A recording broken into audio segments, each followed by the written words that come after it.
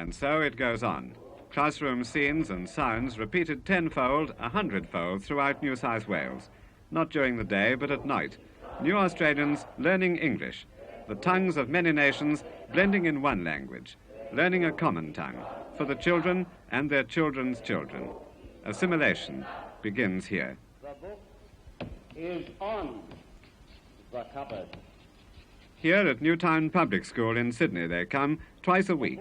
In this class, a total of 22 Greek people who now live in Australia. And their first task is learn English.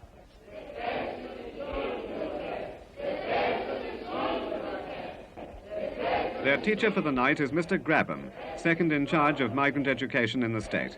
He explains the difference between in and on. Most are quick to learn.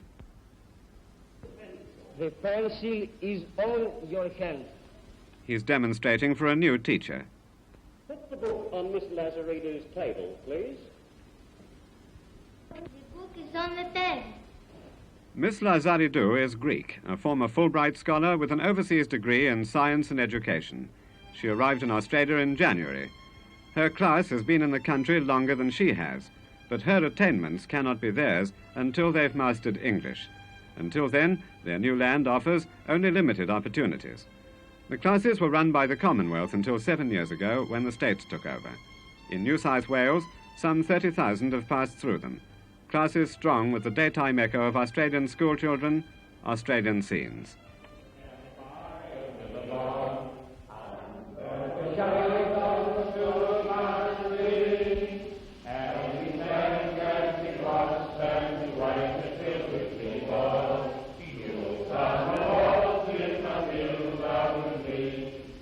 A more advanced class at Newtown of mixed nationalities has lent the Australian song to add interest to their lessons.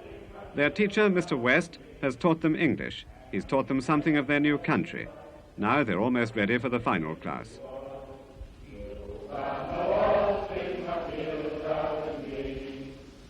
And the pupils. A nurse, behind her, a German printer, 10 years in Australia. Now textbooks are part of their life again. They've progressed to grammar, syntax, verb construction.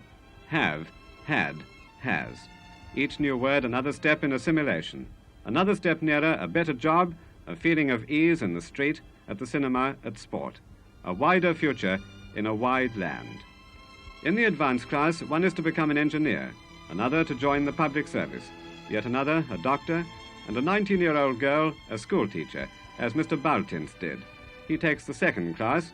Born in Latvia, he arrived in Australia 10 years ago, mastered English, and became a teacher.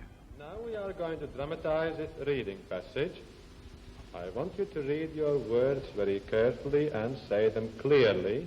Don't make mistakes. You'll be Tom, and you read what Mary says. Come in and switch your light on. That's right. Now take your hat and your overcoat off and hang them up here. Sit down here. Thank you. No, don't sit there. Sit here. I must go to the kitchen and make some tea. Can I help you? No, thank you, but switch the wireless on. Let's have some music. There are 300 such classes throughout New South Wales, free and voluntary, with textbooks provided. The course takes about 12 months. It is thus throughout Australia. A new land speaking, young and old, skilled or unskilled, many nations, in schools at night, in halls. A new Australia is learning its ABC.